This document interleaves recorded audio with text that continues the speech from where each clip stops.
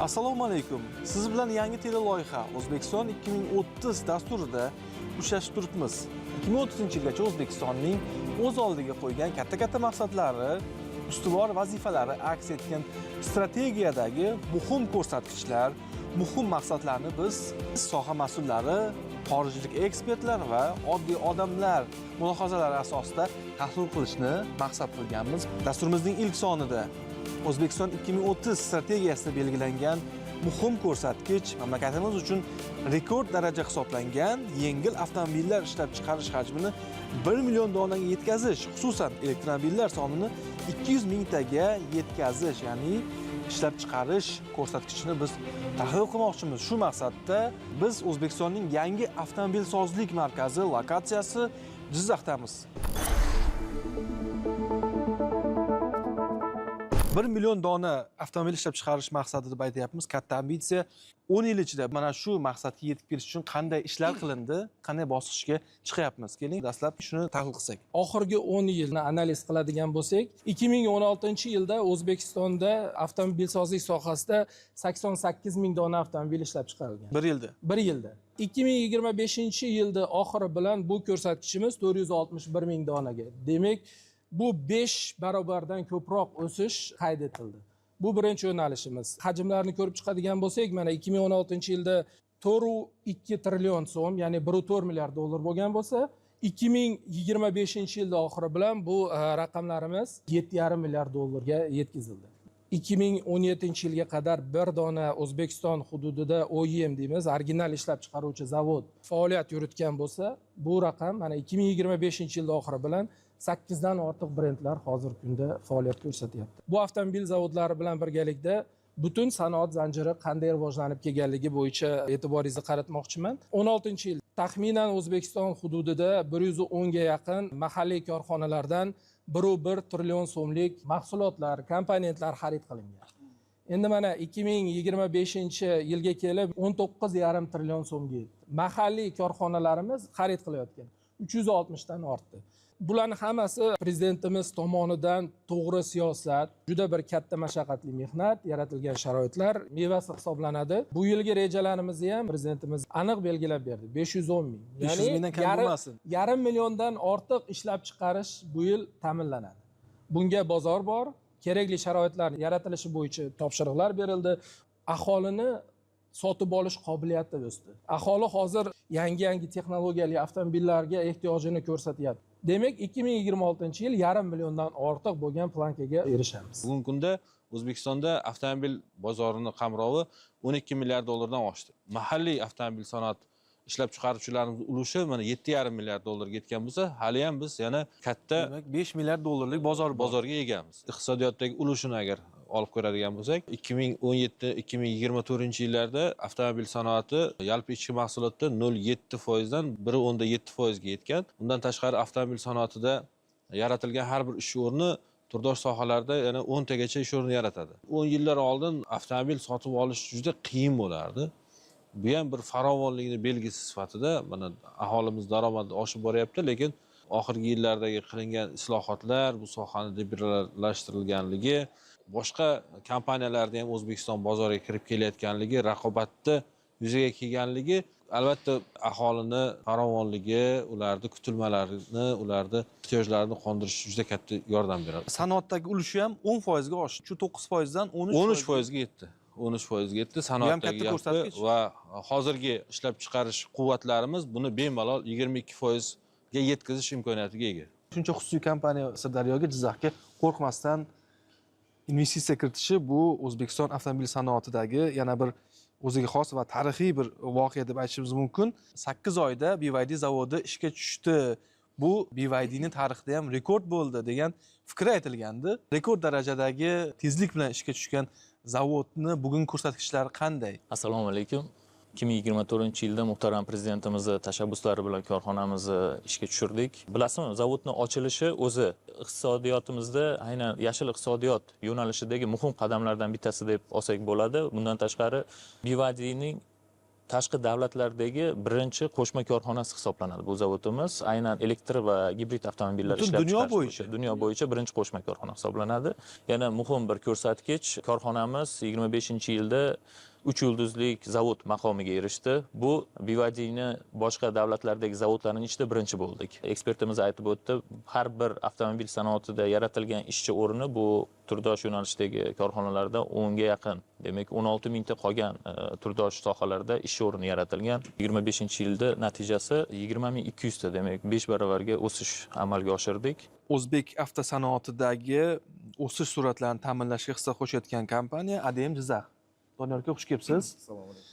Tahlilga ko'ra Kia Sonet O'zbekiston bozorida top 3 ga kirayotgan ekan. Biz 5-o'rindamiz. Birinchi bu Damas, ikkinchi Cobalt, Onyx Tracker, keyin Sonet. Temp rosti bo'yicha Sonetimiz birinchi o'rinda desak bo'ladi. Juda qisqa muddatda qanday bu natijaga erishdingiz? Biz avtomobil sohaga kirayotganimizda, Jizzax viloyati bilan investitsion соглашение tuzayotganimizda hamma bu sohani konservativ soha ko'rgan, bu sohaga kirish mumkin emas deb o'ylagan. Bizning kompaniyamiz 100% xususiy investitsiyaviy birinchi zavod O'zbekistonda. Boshlaganda ko'pchilik ishonmagan, qanaqasiga qilsa bo'ladimi, частный zavod ochsa bo'ladimi deganda, muhtaram prezidentimiz ishonganlar. Uzoqni ko'ra bilganlar. Uzoqni ko'ra bilganlar, shu narsaga ruxsat berganlar. 24-yil to'liq siklga o'tganmiz. Hozir investitsiyamiz bizda 400 millionga yaqin. O'tgan yili biz 45 mingdan oshiq mashina ishlab chiqarganmiz. Bu yilgi ham biz yana o'sishni ko'zda tutganmiz. Partnyorlarimiz hammasi O'zbekiston bozori eng perspektiv rivojlanadigan bozor deb hisoblaydi. Eng yuqori tempda rivojlanayotgan davlat hisoblaydi. Shuning uchun ko'proq investitsiya, yangi texnologiyalar berishga tayyor. Lokalizatsiyamiz 38% dan oshgan. Biz ishlayotgan partnyorlarning ichida bizning zavod eng yuqori lokalizatsiyaga erishayotgan korxona hisoblanadi. Ular bilan ishlayotgan boshqa davlatlarning ichida eng yuqori lokalizatsiya bizda. Yana ham bizga ko'proq ishonch bildiryapti, yana lokalizatsiyani oshirish bo'yicha. Ishimizni tan olib, boshqa davlatlarga ham chaqiryapti, injenerlaringiz kelsin, yordam bersin. Chet ellik brendlar bilan ishlash ham juda ham qiyin. Qanday ko'ndirib olib kelgansizlar? Prezidentimizni qilayotgan siyosati, liberalizatsiya, butun dunyoga ochib bergani eng asosiy turtki shu bo'lgan. Biz shu imkoniyatlardan foydalanib, to'g'ri muzokara olib borganmiz. Yana bir suhbatdoshimiz Baxtiyor aka, xush kelibsiz. Assalomu alaykum. Sirdaryo viloyatida avtomobil klasteri tashkil qilishga bel bog'lagan kompaniya vakilisiz, Asaka Motors. Sizlarda qanday o'sish bo'ldi? Prezidentimiz 2023-yili Sirdaryo viloyatiga tashrif chog'ida shu Sirdaryo viloyatida avtomobil ishlab chiqarishni yo'lga qo'yamiz degan topshirig'iga asosan Sirdaryo tumanida biz ishlab chiqarishni yo'lga qo'ydik. Birinchi hamkorimiz Exit kompaniyasi bo'lgan, Xitoyning Exit kompaniyasi. 3 ta modelni ishlab chiqarishdan boshladik. 2024-yili model qatorimizni kengaytirishga erishdik. Bu O'zbekistonga Hyundai avtomobillarini olib kirish bilan bog'liq bo'ldi va 2025-yili biz uchun eng omadli yil hozircha. Dinamikamizni ko'rsak, 2025-yil biz ishlab chiqarishimizni 7 baravardan 10 baravargacha oshirishga erishdik. Bozordagi ulushlarimiz ham oshdimi? Asaka Motors birinchi yili 100dan 2-3% tashkil qilyapti. 0,02-0,03. 2024-yili shu 0,5%ga yetib bordi. 2025-yili 4,5%ga yetdi ulushimiz. Loyihamiz ikkita etapdan iborat edi.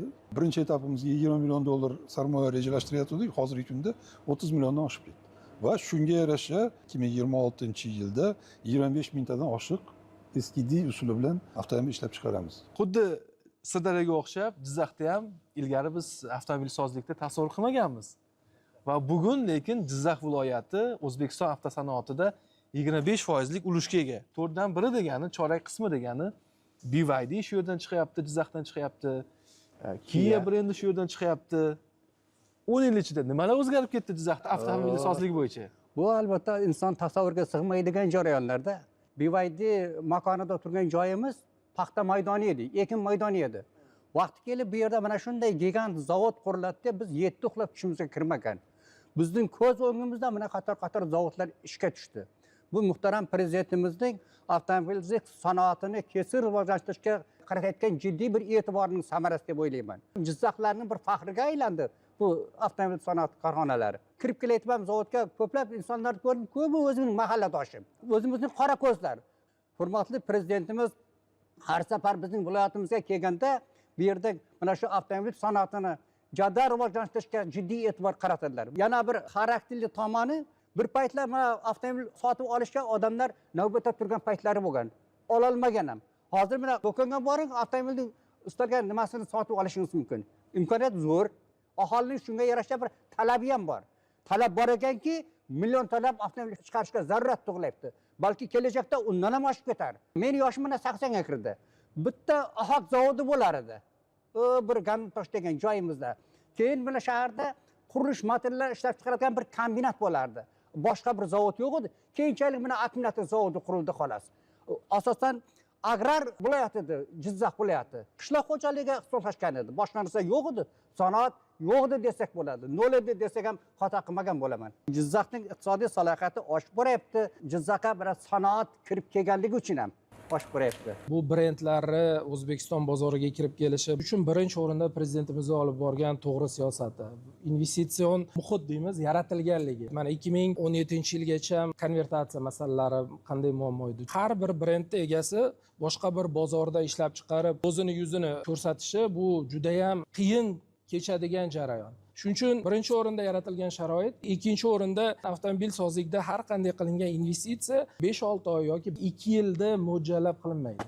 Kamida 5 yil, 10 yil va undan uzoq bo'lgan rejadagina investitsiyalar o'zini o'zi qoplaydi. Demak, har bir brendning egalari O'zbekistonga kelish uchun juda bir chuqur analizlar asosida kirib kelgan. Bu juda ham katta bir yutuqlarimizdan. Ishonch borda. Ishonch bor. Mana shu ishonch orqali 1 million donaga yetkazish haqida gapiryapmiz avtomobil ishlab chiqarishda. Buni 10 yil oldin umuman tasavvur ham qila olmasdik. Va mana shu maqsadga erishish uchun bosqichma-bosqich mana shunday katta brendlar O'zbekistonga taklif qilindi. Bir so'z bilan aytganda, davlatimiz rahbarining uzoqni ko'ra bilish siyosatlari va qobiliyatlari mana shu rejani bugun oldimizga qo'yishga imkon beryapti. O'zbekiston 2030-yilga borib, bu natija bilan dunyodagi 1 million dona avtomobil ishlab chiqaradigan 15 ta davlatning biri bo'lar ekan. Bu ham faxr, ham bu katta tarixiy bir natija bo'ladi. Bu faqat balandparvoz gap emas. Xalqaro auditorlik kompaniyalari bor. Boston Consulting Group jalb qilgan holatda analizlarimiz ham shuni ko'rsatdi. 1 million avtomobil ishlab chiqarishiga ega bo'lish 2030-yilga borib, bu realniy holat, erishishimiz mumkin bo'lgan vaziyat hisoblanadi. Har bir zavodlar, har bir mahsulotlar kesimida bozorda o'rgangan holatda aniq rejalarimiz mavjud. Bu faqat avtomobil zavodlarining o'sishi emas, o'zi bilan birgalikda butun sanoatni rivojlanib borishi. Faqatgina yig'uv maydoni emas, ishlab chiqarishda to'liq zanjirli integratsiya qilingan ishlab chiqarish tizimiga ega bo'lgan zavodlarni yaratyapmiz. Juda muhim masala yetkazib beruvchilarimiz. 2030-yilga biz 1 million maqsadga erishganimizda buni 500 dan ortiq yondosh kompaniya, ulardan xarid 52 trilliondan oshishini kutyapmiz rivojlanishi bilan birgalikda. 1 million avtomobil ishlab chiqarilishi, mana mahalliy sanoatni o'sishi, kooperatsiyani o'sishi bilan birgalikda aholi bandligi masalasiga ham bir e'tibor qaratib o'tmoqchi edim. Ushbu ko'rsatkich 25-yilda oxiriga kelib 450 mingga yetdi. 1 million avtomobil bilan bu ko'rsatkich ham 1 millionga yetadi. 1 million kishi avtomobil sanoatida Avtomobil sanoati va yondosh sohalarda. Bu o'z-o'zidan bo'layotgani yo'q. Avvalambor mamlakatimizda yaratilgan investitsion muhit jozibadorligi, mamlakatda tinchligi, ma'naviy muhitning bir barqarorligining bir natijasi deyman. Bunda albatta yana bir ta'kidlashga to'g'ri keladi. Hurmatli prezidentimizning olib borayotgan uzoqni ko'zlangan oqilona siyosatining mevasi deb qarasak juda ham to'g'ri bo'ladi. bir dona avtomobilni deylik 15 ming dollarga baholasak o'rtacha, bu yalpi ichki mahsulotimizga 15 milliard dollarlik qo'shilgan qiymat degani. Xuddi shunday, avtomobil sanoatida qo'shilayotgan qiymatning o'zi ham juda yuqori. 25-26%, ya'ni qo'shilgan qiymat yalpi ichki mahsulotga qo'shiladi. 2030-yilgacha juda katta loyihalarimiz oldimizda turibdi. Bu O'zbekistonni tiklanish va taraqqiyot jamg'armasidan 400 million dollarga yaqin 13 ta yirik loyihalar amalga oshirishi rejalashtirilgan. Bu avvalambor mahalliylashtirish yo'nalishida, ya'niki bora-bora avtomobil sanoatida biz mahalliylashtirish ulushini 75-80% ga yetkazishimiz kerak bo'ladi. 1 million ob'yom deganda bu bizga juda katta imkoniyatlar yaratadi.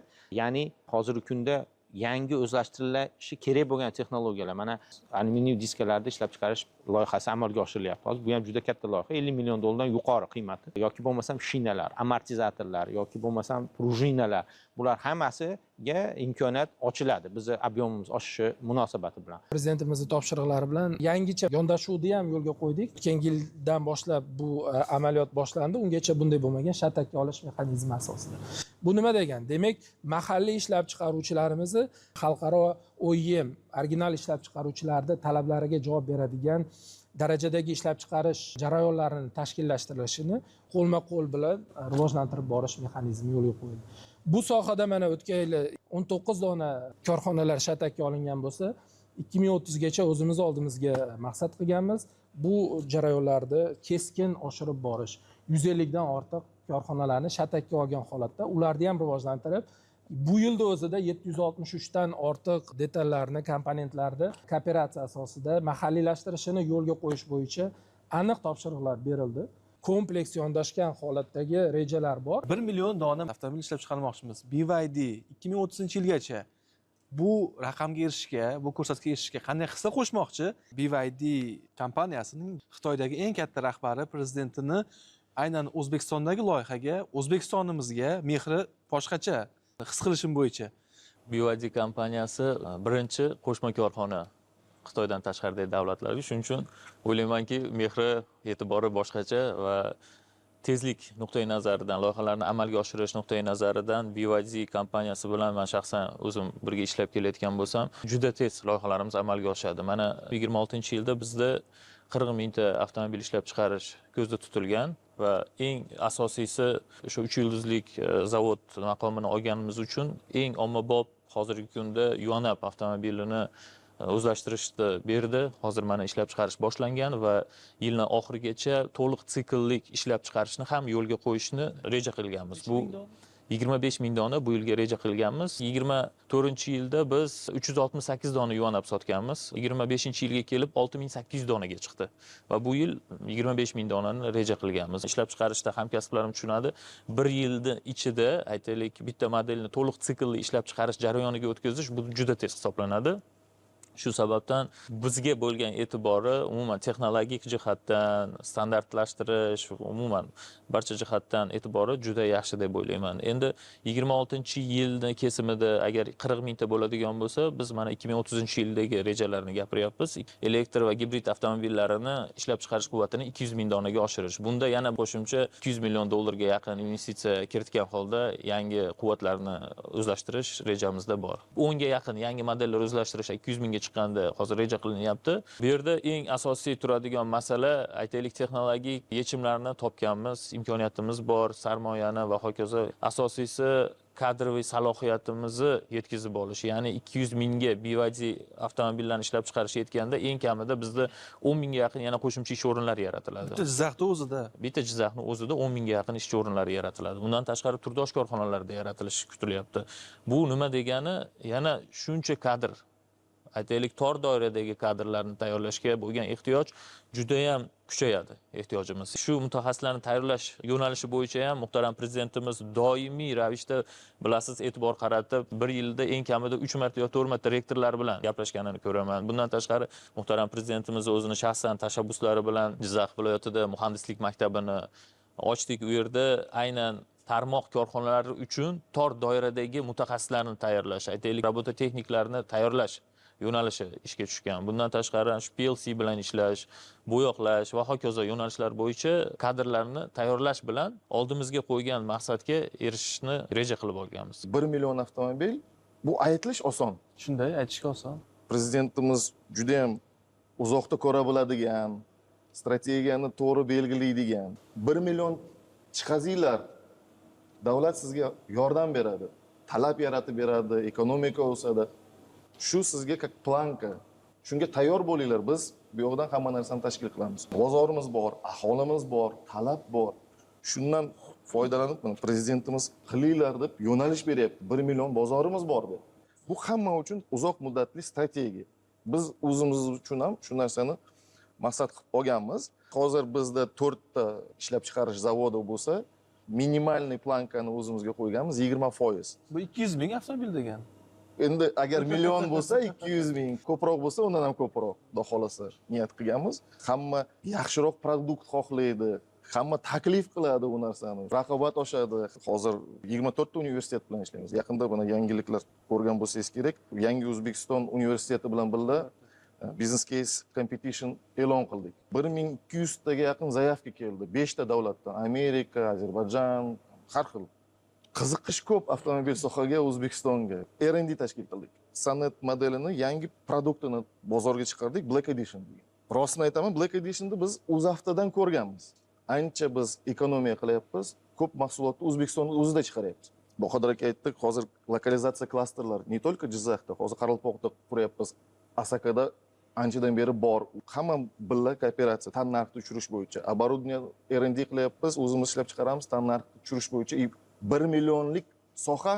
Bu degani investor keyin 1 million ishlab chiqariladi shu yerda, оборудование ishlab chiqariladigan bo'ladi. Endi biz o'zimiz harakat qilyapmiz kirishga. Kimdirlar yana biz bilan qo'shilib kiraman deyapti. Agar biz svarishni оборудование chiqarsak, u aytayapti, "Davay, men senga bu yerda ganini ishlab chiqaraman, transformatorini ishlab chiqaraman." Sekin-sekin tajribamiz ortib boryapti. Harakat qilyapmiz milliy mahsulot chiqarish. Bizni strategiyamiz bo'yicha o'zimizda milliy brend tashkil qilish, 5 yil ichida, xudo xolasa 30-yilgacha milliy mahsulot chiqaramiz, milliy brend ostida, milliy produkt. Kimdirlar ishonmaydi, lekin biz 100% ishonamiz. Bilim olish yoki nimadir qilish ancha tezlashdi oldinga qaraganda. Hozir logistika tezlashdi, hozir искусственный intellekt ko'p narsada yordam qilyapti. Ko'p narsa arzonlashdi. Bizning maqsad milliy brend ostida O'zbekistonda 100 ming, 200 mingta chiqarilib, chetki bozorlarga chiqamiz. 1 million ta avtomobil ishlab chiqarish bir yilda shu chakana gap emas. Ilgari endi mana Toyota desa Yaponiyani tasavvur qilardik. BYD desa Xitoyni. Mercedes desa yaqin kelajakda O'zbekiston ham o'zining yaxshi bir brendiga bo'lgan mashinalarga ega bo'lsa, dunyoda shu bilan tanilsa, bizga yaxshi-da albatta. O'zbekistonda mana shu avtomobillar ham tanitadi degan men niyatdaman. Shunday bo'ladi ham xudo xolasa kelajakda. Muammolarda yoqimli bo'ladi. 30-yilda 1 million ta avtomobil ishlab chiqarish bu yoqimli muammo desak bo'ladi-da. Bu muammoni hal qilib agar vazifani bajarsak, boshimiz osmonga yetadi. Bu dunyodagi 15 ta yirik shu million ta avtomobil ishlab chiqaradigan davlatlarga qo'shilish o'zi bo'lmaydi. Va prezidentimizni oqilona siyosati hozirgi kunda biz Sirdaryo viloyati Sendarobod erkin iqtisodiyot zonasida to'liq siklli avtomobil zavod qurilishini boshladik. Prezidentimiz oxirgi Sirdaryo viloyatiga tashrif chog'ida 2026-yil iyul oyiga avtomobil zavodi tayyor bo'lish rejasini qo'ygan. Hozirgi hamma sa'y-harakatlarimiz shu vazifani bajarishga qaratilgan. Va 2026-yil zavodimiz bitirganimizdan keyin sekin asta 100 ming avtomobildan 2030-yilgacha 150 mingta avtomobil ishlab chiqarishga erishish. Bir yilda 150 mingta avtomobil quvvatiga ega bo'ladigan zavodimizni barpo qilish. 26-yilda demak klasterdan avtomobil ishlab chiqadi. Multi brend bo'lib, hozirgi hamkorlarimiz bilan mana shu loyihalarda amalga oshirish orqali hozirgi kunda biz mahalliylashtirish jarayonini ham boshlab yubordik. Ham loyiha ketyapti, ham uskunalarni sotib olish bo'yicha, joylashtirish bo'yicha ham pengavorlar ketyapti, qurilish bo'lyapti. Xudo xolasa ishlar jadal 2026-yilning oxiriga avtomobil ishlab chiqaramiz degan niyatda. ADM Jizzax bilan hamkorligimizni boshladik. Yaqin orada. Demak, bizning kompaniyalar bir-bilan raqobatchi emas. Yo'q, o'ziga yarasha raqobat bor, lekin shu raqobat orqasidan hamkorlik ham tug'ilib o'sar ekanda, bu qanaqadir bir yangi tendensiya. Kadrlar salohiyati bo'yicha ham alohida to'xtamoqchiman. Ishni boshlaganimizda Sirdaryo tumanida endi agrar tuman juda katta oqim keldi bizga ishga joylashgan. Boshida. Shu narsaga amin bo'ldikki, salohiyatimiz yetarli. Sirdaryo agrar tumanida shunchalik salohiyat bo'lgandan keyin bu markazlarda qanchalik bo'ladi? Kadrlarning salohiyatini ko'rib, biz o'sha 94-yil Uzda avtoni boshlaganimizdagi holatni esimga keltiraman. Chet eldan kelardi. Bari mutaxassislar Koreyadan, Yaponiyadan, Germaniyadan. Shuni aytmoqchimanki, kadrlar salohiyati bo'yicha 2030-yilgacha katta ishlar amalga oshiriladi. Loyihamiz oxirgacha amalga oshirganimizdan so'ng biz reja qilyapmiz 4000 ta ish o'rni yaratish. Sirdaryo tumani uchun bu juda katta ko'rsatkich bo'ladi, 4000 ta va undan tashqari albatta mahalliylashtirish korxonalari bilan jami 10 taga yaqin ish o'rni yaratiladi degan rejalarimiz bor. Mana Baxtiyor aka mahalliylashtirish masalasini aytib o'tdingiz. Shu o'rinda biz BYD zavodini mahalliylashtirish masalalari bilan shug'ullanadigan mas'uli Shavqatbek aka bilan ham fikrlashsak, zavodda mahalliylashtirish darajasi qaysi bosqichda? Mahalliylashtirish mana shu zavod barpo bo'lgandan boshlab ikkita yo'nalish bor. Birinchisi zavodimiz o'zida, ya'ni mana payvandlash sexini ikkinchi bosqichini amalga oshirganmiz. Bu yerga 10 million dollar investitsiya kiritib, 24 ta yangi robot o'rnatganmizda 880 ta payvand nuqta qo'shildi. 50 ta yangi ish o'rni yaratildi. Ya'ni o'zimizda ham rivojlanish ketyapti. Va parallel ravishda mana bu yilda 3-bosqichini rejalashtirganmiz. Yuan modeli bilan birga yana 10 million dollar qo'shimcha investitsiya ajratiladi va hamda 1600 ta yangi nuqta o'rnatiladi. O'tgan yil 100 dan oshiq detallar lokalizatsiya bo'ldi. Shundan 72 ta detal Song Plus modelini o'zida. Bu hamma katta qismlar bugungi kunda mahalliylashgan. Bu oyna bo'ladi, o'rindiqlar bo'ladi, plastik benzabak, tom qoplamalari, pol qoplamalari, oldi bamperlar degan hamma narsalarimiz hozirgi kunda lokal bo'lgan. Yana buni kengaytirish bo'yicha ishlar olib borilyapti. Bitta katta tendensiyani aytishim kerak. Bu oldin butlovchi qismlar ishlab chiqaruvchi korxonalar asosan Koreya bilan tashkil bo'lgan. Texnologiya Koreyadan kelgan bo'lsa, hozir tendensiya o'zgaryapti. Plastik benzabak ishlab chiqargan yap xorijiy investitsiya bilan kirgan bo'lsa, hozirgi kunda mana Jizzaxda o'zida Jinteng Avtomotiv degan kompaniya mana shu Jizzaxda texnoparkda 5 million dollar investitsiya kiritib, simlarda Jigут sim to'plamlarini ishlab chiqarishga yo'lga qo'ydi. Song Plus modelini simlarini o'zlashtirdi va ularda ham 100 dan oshiq yangi ish o'rni yaratildi. Bu bizga bir yilda 7 million dollar importni tejash imkoniyatini berdi. Endi tendensiya mana shu O'zbekistonda qolyapti. O'zbekistonni O'zbekistonda ish haqi bo'lib qaytyapti, soliq bo'lib qaytyapti. Xuddi shunday. Hamda qo'shilgan qiymat ortyapti. Biz ularga muzokaralar davomida shunaqa talab qo'ydikki, O'zbekistonda simini ishlatamiz. Ya'ni mis O'zbekistondagi bo'lishi kerak deb. Ular reja qilyapti. Bu yerdan turib Xitoyga simda eksport qilishdi. Endi biz masalan 50 mingta mashina ishlab chiqarsak, Xitoy BYD 5 millionga yaqin mashina ishlab chiqaryapti. Bu yerdan shu qo'shilgan qiymat bilan bizim misimiz yoqqa sim bo'lib eksport bo'ladigan bo'lsa, bu ham katta potensial bor.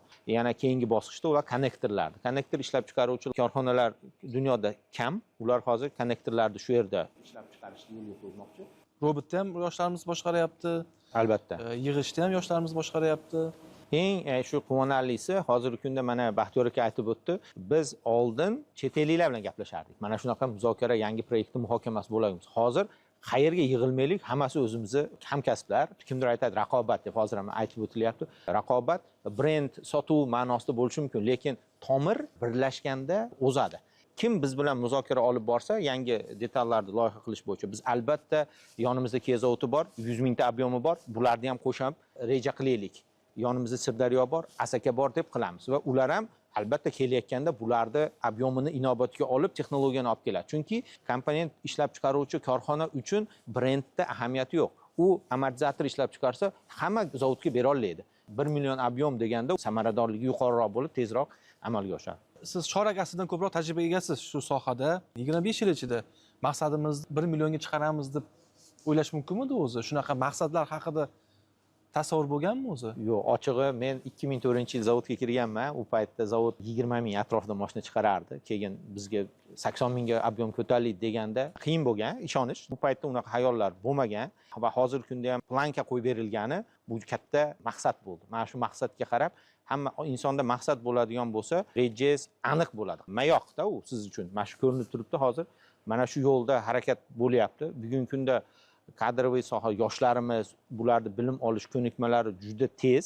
Men o'ylaymanki, kelajakda albatta qo'yilgan maqsadlarga yuqori darajada erishishga imkoniyatimiz bor. Hozir O'zbekiston bozori emasda, mintaqadagi bugungi do'stlik muhiti mintaqa bozorini ham bizga ochib berdi. Qozog'istonda o'tgan yilgi dinamikani ko'rsangiz, O'zbekistonda ishlab chiqarilgan Cobalt avtomobili Xalq avtomobili nomiga erishdi-da. Qozog'istonda katta ko'rsatkich. Barcha oylarda nomer 1 deymiz, birinchi o'rinda sotuvi bilan o'zini ko'rsata bildi. Eksport salohiyatimiz ham yildan yilga oshib borib, 2025-yilda 800 million dollarga yetdi. Qo'shni davlatlarimizda ham bizning avtomobil markalarimiz ishlab chiqarishi juda muvaffaqiyatli amalga oshirilyapti. Masalan, 17-yilga qadar biz faqat tayyor avtomobillarni eksporti bilan cheklangan bo'lsak, 2017-yildan biz yangi etapga olib chiqdik bu narsani. 2021-yil mana Qozog'istonda Chevrolet avtomobillarini yirik o'zilli yig'ish loyihasini yo'lga qo'yildi. Xuddi shu yili Ozarbayjonda yo'lga qo'yildi.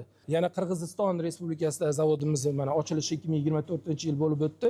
Hozir biz bu etapda ham yana keyingi rivojlanish bosqichiga olib chiqish bilan ishlayapmiz. Ya'ni mayda o'zilli ishlab chiqarishni eksport bozorlarimizda tashkillashtiramiz.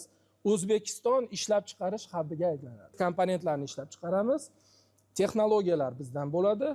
Bularni biz yetkazib beramiz. Shu bilan birgalikda mana hozir Qozog'istonda birinchi loyihamiz ishga tushgan bo'lsa, bu yil mana Ozarbayjonda bunday ishlab chiqarish bo'yicha loyihalar amalga oshirilyapti. Xalqaro miqyosda ham chet elga eksport qilinayotganligi ham odamni quvontiradi. Eksportga qancha ko'p yo'naltirsa, ko'p valyuta tushumi degan so'z, bu aholining turmush farovonligi oshadi degan so'z. Bevosita hozir bizning turmush farovonligimiz sezilarli darajada oshdi. Bu albatta hurmatli prezidentimizning O'zbekiston iqtisodiyotini rivojlantirishga qaratayotgan jiddiy bir e'tiborning samarasi deb o'ylayman. O'zbekiston 1 million dona ishlab chiqarmoqchi. Bu oddiy odamlarimiz hayotida qanday aks etadi? 2016-yil 1000 kishiga O'zbekistonda 18 ta avtomobil to'g'ri kelgan ekan. Mana oxirgi ko'rsatkich 2025-yilda bu 110 tani tashkil qilgan. Bu degani nafaqat odamlarning qulayligi, bir nima deydi, uzoqni yaqin qilish, balki har bir avtomobil ayniqsa qishloq hududlarida qo'shimcha yana daromad olib kelishi mumkin. Ya'ni ish o'rni yaratishi ham mumkin, qo'shimcha daromad olib kelishi mumkin. Katta marraga ishonch bor-da. Bu nafaqat bizning ishonchimiz, bu avvalambor bizning hamkorlarimiz, investorlarimiz, butun xalqimizning ishonchi. Bu marralarni albatta nasib qilsa hammamiz amalga oshirganda har birimizni, har bir fuqaromizni, har bir oila, xonadonni farovonligini oshirishga juda katta hissa qo'shadi. Farovonlikka olib keladi. Bu magnit sifatida O'zbekistonimizning iqtisodiy yuksalishiga va milliy boyligimizni to'g'ridan to'g'ri aytsak bo'ladi, keskin oshishiga olib keladi. Yalpi ichki mahsulotimiz 5 karra oshadigan bo'lsa-da, lekin milliy boyligimiz, farovonligimiz 10 karradan oshib ketdi deb bemalol aytsak bo'ladi. Muhsin aka, sizga loyihamizda ishtirok uchun minnatdorlik bildiramiz. Xalqaro hamkorlik deyapmiz, investorlar deyapmiz va shu yo'nalishda ham xalqaro darajadagi ekspertimiz, mutaxassisimiz bor. Rahmat sizga. Rahmat.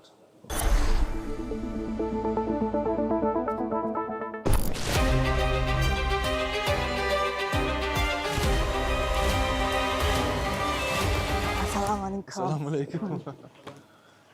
Xush kelibsiz, Lola xonim. Assalomu alaykum. Bizni qiziqtirayotgan asosiy masala BYD nima uchun O'zbekistonni tanladi va O'zbekiston bilan sizlarning kelajakdagi rejalaringiz qanday?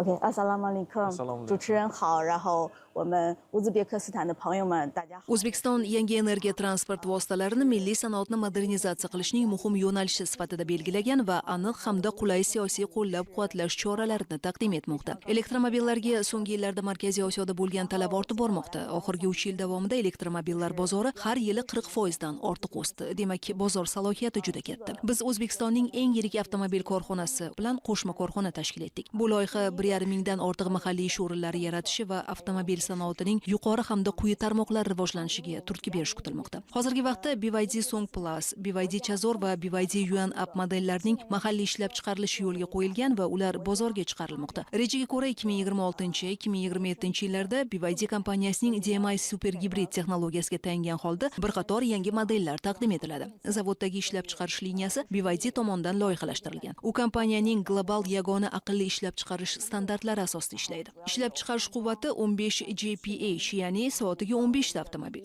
Biz Xitoydagi BYD zavodlari bilan bir xil darajadagi avtomatlashtirilgan uskunalar hamda raqamli boshqaruv tizimlarini joriy qilganmiz. Bu Markaziy Osiyodagi yetakchi daraja hisoblanadi. Zavod shuningdek Markaziy Osiyodagi eng katta va eng mukammal sinov test imkoniyatlariga ega bo'lib, mahsulot sifati BYDning xalqaro standartlariga mos bo'lishini ta'minlash uchun 200 dan ortiq global standartlarni qo'llaydi. Endi sifat masalasiga kelsak, biz ishlab chiqarishning barcha bosqichlarini qamrab oluvchi to'liq sifat menejmenti tizimini yo'lga qo'yganmiz. Hozirgacha ishlab chiqarish modellarining asosiy sifat ko'rsatkichlari Xitoydagi BYD zavodlari bilan bir xil darajaga yetdi. U ketma-ket 6 oy davomida sanoatdagi eng yaxshi rekord bo'lib qoldi. 谢谢。Rahmat. Bu yo'nalishdagi bizda yana bir katta maqsadimiz bor, ya'ni aholi bandligi. Katta loyihalashga tushgandan keyin katta ish o'rinlari haqida gapirilyapti. 5000, 4000 talab. Bu juda ham katta ko'rsatkich va avtomobilsozlik yuqori maoshli yo'nalishga aylandi. Bir oyda deylik, xodimlarga qancha maosh to'lab beryapsizlar bugun? 2,5 million dollar atrofida oylik to'laymiz har oy. Bir oyda. Bir oyda. Ajoyib ko'rsatkich. Bu juda ham katta sifra. Men o'ylayman, даже undan ham ko'p bo'lishi mumkin. Hozir maksimalni biz Jizzaxdan olyapmiz. 5200 ta xodim ishlaydi. Imkoniyati cheklangan odamlarga ishlash uchun sharoitlar yaratyapti. 30 tadan oshiq ishlayapti. 170 ta dual ta'lim. Bu hamma narsa biz nimaga olib kelyapmiz? 2030-yilgacha 10 ming atrofiga aholi band bo'ladi degan rashyotimiz bor. Hozir ko'ryapmiz, ko'pchilik chet elda ishlagan kadrlar hozir qaytib kelib bizga ishga joylashyapti. Oddiy kadr ishchi qilib qayergadir jo'natgan bo'lsak, hozir injener sifatida chetga jo'natyapti. Yuqori malakali injener, mana Qozog'istonda Kia zavodi, lokalizatsiyaga ularga ozgina yordam qilyapmiz. Tendensiya o'zgaryapti. Endi O'zbekistonda oyliklar ancha oshgan. Oddiy mutaxassis bo'lib chetga ketish не стоит. O'zbekistonda oylik shunchalik oshgan. Katta injenerlarni tayyorlab, chetga katta mutaxassis qilib jo'natyapmiz. Bir oyda 1,5 milliarddan 2,5 milliardgacha oylik to'layapmiz. Bu ish hajmiga qarab albatta. O'ziga yarasha KPIlari bo'ladi, premiyalari bo'ladi. Rossiyada ishlab kelgan, Qozog'istonda chetga chiqib yurib ishlab kelgan bolalar hozir biz zavodda juda ko'pchilikni tashkil qiladi. Hammasi mamnun, oilasini yonida, o'zlari ham ishonmagan, shu nahotki bizni Sirdaryoda ham shunaqa zavod tushadi deb kelajakda shunaqa oylik kelajakda albatta katta zavodimizga ish tushirganimizdan keyin bu 10 mingta ish o'rni 2030-yilga albatta bu Sirdaryo viloyati tumanni nazarda tutmayapmiz. Sirdaryo viloyati o'zi aholisi 600 ming yo 700 ming aholi, 10 mingtasi bizni sohada ishlaydigan bo'lsa bu katta raqam. Va yana bir narsani aytib o'tmoqchiman, bu 1 millionta avtomobil chiqarish, buni orqasidan nafaqat bu ishlab chiqarish, servis, sotuv, dilerlik sentrlar, yo'l qurilishlari, ko'prik qurilishlari, ximiya, metallurgiya, elektrotexnika, rezina texnika va hokazo hamma tarmoqlarda lokomotivi bo'lib avtomobil sozlik o'z orqasidan tortadi degan umidda. Bilasizmi? Eng katta quvonch bag'ishlaydigan narsa, mana oxirgi yillar tahlil qilganimda 200 ga yaqin xorijda oldin ishlab yurgan fuqarolarimiz qaytib ishga joylashib, oilasini bag'rida yashayotgani, uyiga daromad olib borayotgani quvontiradi. Albatta, O'zbekistonga qaytib kelish, O'zbekistonda doimiy ishga ega bo'lish, doimiy daromadga ega bo'lish imkoniyatini beradi. Xorijda oilasidan uzoq joyda ishlayotganlar bor. Ular uchun juda katta, menimcha, bir ahamiyat kasb qiladi bu narsa. 1 million ish o'rni yaratilishi, ularning qaytishi, ishlashi, daromadli bo'lishi. Ozgina o'qi, ozgina o'rgan va o'z yurtingda yuqori daromadli mehnat qilgan, yuqori maoshli ishda ishlagan degan bir mesajni tomoshabinlarga aytishimiz kerak. Albatta bu uchun izlanish kerak, o'qish kerak, o'rganish kerak. Bunga davlatimizda barcha sharoitlar yaratilgan. Institutlarda, universitetlarda, bundan tashqari muhandislik maktablarida deyapmiz. Agar o'qiyman, o'rganaman, shu narsaga intilishi bor, bir ko'zi yonadigan agarda yoshlarimiz bo'lsa, albatta hamma imkoniyat bor. Faqatgina harakat kerak xolos. Ishsiz yurgan aholini o'zimizni zavodga ishga oldik. Hozirda ular ham payvandlash, kraska yo'nalishi bo'yicha bitta mutaxassisga aylangan va oilasiga aytaylik bir daromad olib kelyapti. BYD nafaqat ishlab chiqaruvchi emas, balki harakat qilyapmiz ijtimoiy yo'nalishda ham biz faol bo'lishga. Demak, jami shu loyihalarimizni amalga oshirish uchun 10 milliardga yaqin mablag' sarfladik. Yoshlarimizni demak texnologik rivojlanganligini, yangi texnologiyalarga integratsiya qilib borishi bu yana yangi bosqichga chiqqan. Ochiqni aytishim kerak, mana qo'shni ko'p davlatlarimizda bu texnologiyalar 1 million dona avtomobilni ishlab chiqarish nafaqat mana yalpi ichki mahsulotda 240 milliard dollarni mana prezidentimiz reja sifatida qo'yib bergan bo'lsa, bu yerdagi o'zimizning hissamiz bo'lsa, ikkinchi yo'nalish aholini bandligi. Uchinchi yo'nalish ularga berilayotgan takliflarni oshib borishi. To'rtinchi yo'nalish umumiy sanoatda integratsiya bo'lgan holatda qolgan yo'nalishlar bilan, yondosh yo'nalishlar bilan kooperatsiyani birgalikda amalga oshirgan holatda ishonaman, avtomobilsozlik driver hozirgi holatda mana sanoat driverimiz xuddi shunday davom etadi. Xaridorlarimiz talabi kundan kunga o'zgaryapti. Yaxshiroq xohlaydi. Biz ularda shu talabiga qarab o'zimizning modelni yangilangan ikkinchi fazasini ko'rsatamiz. Aprel oyida sedan avtomobil ishlab chiqaramiz. Bu xolos hamma ko'radi. Prezident sizga ham taklif qilib qo'yamiz. Bu yil sanoat bazasida pikap chiqarishga harakat qilyapmiz. Gibrid avtomobil o'zimiz harakat qilyapmiz ishlab chiqarishga. Iyul oyida Jizzaxda birinchi pressovый sex quramiz. Rulondan to'liq mashina chiqaramiz. Bu bizni partnyorlar Kia'ni aytadigan bo'lsak, ularning tarixida bo'lmagan, ularga tegishli bo'lmagan, umuman boshqa davlatdagi zavod o'ziga pressovый sex qurgan. Hech qachon hali pressoviyga ruxsat bermagan. Faqat O'zbekiston uchun bergan. Nimaga? Потому что ular O'zbekiston bozoriga qilinayotgan islohotlarga hammasiga ishonadi. Bu narsani biz Kia bilan reja qilganmiz. chetdan shtampovat qilib boshqa davlatlarga yetkazib berish. Tinimsiz mehnat bo'ladi. Azbek aka, BYD bo'yicha mehnatni davom ettirasizlar. Albatta. To'xtash yo'q. Albatta. Aholimizga arzon sifatli va zamonaviy yuqori innovatsion texnologiyalarga ega bo'lgan avtomobillarni taqdim qilishda davom etamiz. Dildan suhbat qurdik, ochig'ini aytganda ishlab chiqaruvchilarimiz mana bir joyga yig'ildi. Ko'rib turganingizdek, bizda doim bir-birini qo'llab-quvvatlagan holda demak rivojlanishda davom etamiz. O'zimizni mehnat, mashaqqatimiz bilan barcha yutuqlarga erishamiz. Mana shu zavodlarda aynan yoshlar ishlayotganligi odamlarni quvontiradida. Yoshlar. Bu yoshlarning bugungi kunda bir intellektual salohiyati ham, kasb mahorati ham ancha yuqori deb o'ylaymiz. Ularning aqliy salohiyati ancha o'sdi. Chet ellik mutaxassislardan shu sohada ishlayotganlardan aslo qolishmaydi. Ishlayotgan bolalarni ko'rayapti-da, boshqa bolalar orzu qilyapti. Bir nevara mazur o'qiyapti, texnikumda uniki mashinasozlik bo'yicha. Xudo xolasa kelib ishlaydi, nasib qilsa, yo Kiyada, yo bu yerda, yo boshqasida ishlaydi, nasib qilsa. Sizlar Cobalt tezroq BYD qiling endi. Endi prezidentga rahmat.